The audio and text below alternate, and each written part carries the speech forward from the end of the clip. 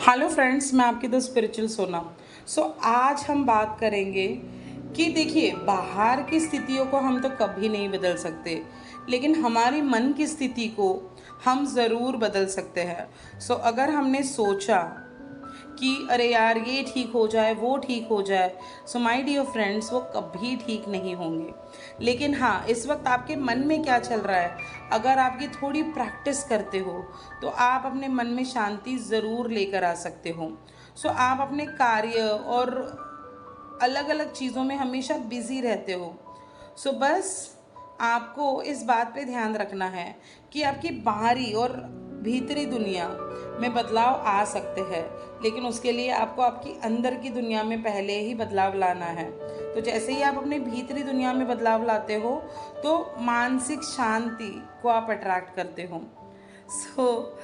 हमें हमेशा समझना होगा कि हम है ना, हर दिन ऐसी स्थितियों से गुजरते हैं जिसमें तनाव होता है, चिंता होती है, परेशानी होती है, दुखों के कारण अनेक होते हैं। लेकिन हाँ, समटाइम हम बहुत ड्रेन फील करते हैं। हम अक्सर हमारी घर की समस्याओं को ऑफिस में लेकर जाते हैं, ऑफिस की समस्याओं को घर पर लेकर आते हैं। हम संघर्षों के बारे में सोचते रहते हैं, आपातकालीन स्थिति के बारे में सोचते रहते हैं। इस वजह से होता क्या है, कभी कभी भावनात्मक और शारीरिक तनाव से हमारे जीवन में बहुत सारी समस्याएं उत्पन्न होती हैं। ऐसी परिस्थिति जब आती है ना आपके जीवन में, आपको आंतरिक शांति को ढूंढना होता है। जब आप आंतरिक शांति को ढूंढते हो तो ऑटोमेटिकली आपके जीवन में बदलाव आना शुरू होता है। परिवार के मुखिया के रूप में आप अपना काम, सामाजिक जिम्मेदारियां एवं अन्य कई चीज़ों में व्यस्त रहते हैं और आपके पास अपने प्रियजनों के लिए समय ही नहीं बचता। इस वजह से आपके बच्चे काफ़ी अकेलापन महसूस करते हैं। उन्हें भी प्यार की ज़रूरत है, देखभाल की ज़रूरत है, सकारात्मकता की ज़रूरत है। इसलिए ये परिवार के बाहर प्यार और देखभाल की तलाश करते हैं। बड़े होने पर समस्याओं के बोझ से दबे होते हैं। तो इसलिए हमें क्या करना है, हमें दोनों चीज़ों के बीच में एक संतुलन बनाकर रखना है। आप अपने समय, ध्यान पर अपने प्रियजनों का भी अधिकार है।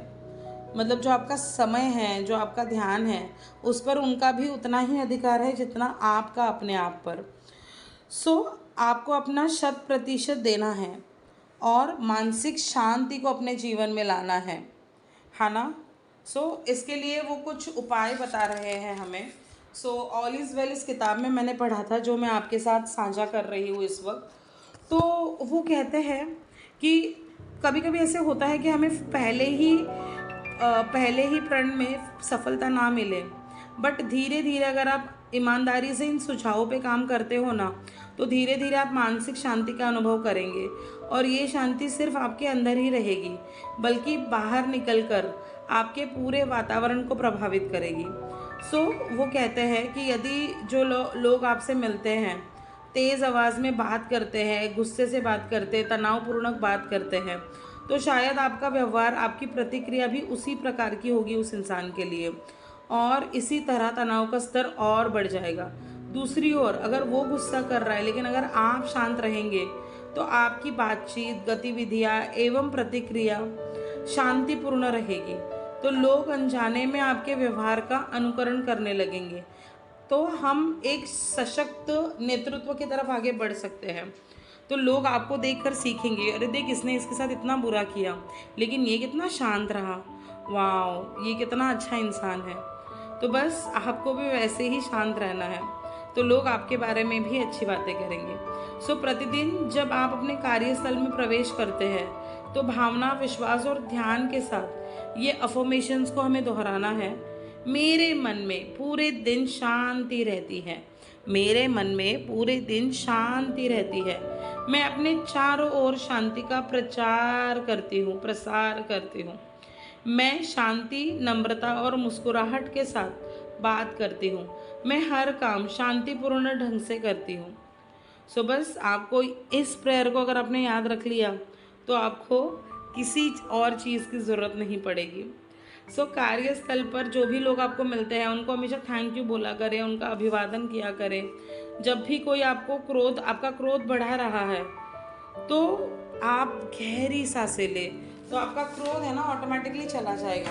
गुस्सा आपको कब आता है? अगर सामने वाला आपको गुस्सा दिला रहा है, लेकिन अगर आपकी सांसें तेज़ हो जाती है तो आपको और गुस्सा आएगा। लेकिन अगर आप एक पल रुक जाते हो, सांसें थोड़ी सी धीरे से लेते हो, तो अगर 7 या 8 या 9 सांसों में ही आप पाओगे कि आपका जो गुस्सा है वो वैनिश हो गया है और आपको बहुत अच्छा महसूस होने लगा है। तो आपको विनम्र बनना है। आपको उन शब्दों पे ध्यान देना है जो शब्द आप अपने जीवन में अट्रैक्ट करना चाहते हैं। सो वही ध्यान दीजिए, वही सुनिए जो आप अपने जीवन में पाना चाहते हैं। जो भी आप लिख रहे हैं सोच समझ कर लिखिए, जो भी आप सोच रहे हैं सोच समझ कर सोचिए। सो हमेशा पॉजिटिव शब्दों का इस्तेमाल करें। जब भी आपको लगे कि आपकी आवाज़ ऊँची मतलब ऐसा होता है ना कभी कभी कि हम बहुत ऊँची आवाज़ में बात कर लेते हैं, तो तुरंत हमें उसे नीचे करना भी आना चाहिए।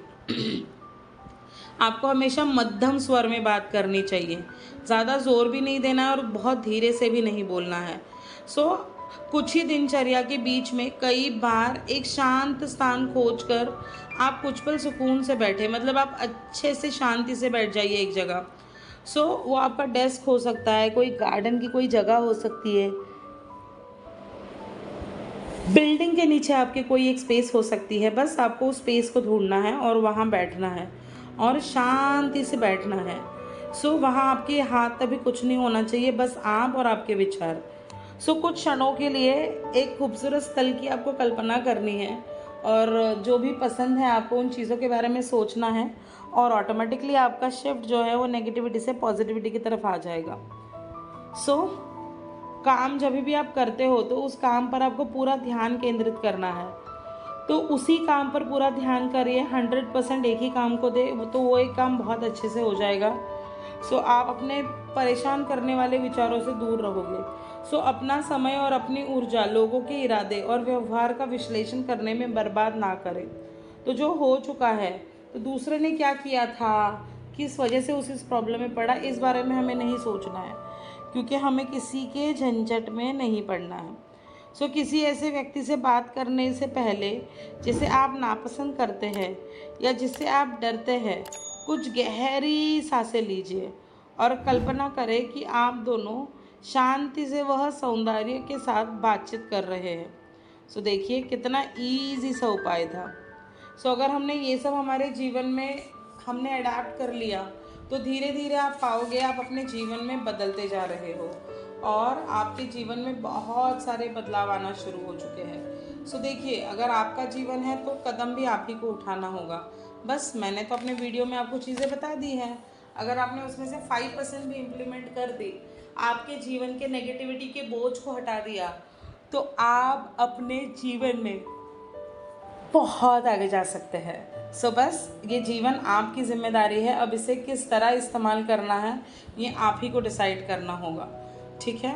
सो कैसा लगा आज का वीडियो ज़रूर बताना, और अगर इस टॉपिक पे आप ज़्यादा कुछ सुनना चाहते हो तो ज़रूर कमेंट बॉक्स में लिखना। सो फिर मिलते हैं अगले वीडियो के लिए। अगर आपको मेरा वीडियो पसंद आया है, मेरी एनर्जी अच्छी लगी है, तो आप मुझे सब्सक्राइब ज़रूर कर सकते हैं, और अगर चैनल पर नए हैं तो सब्सक्राइब भी कीजिए और अपने दोस्तों के साथ शेयर भी कीजिए। So till the time, bye bye, God bless you all.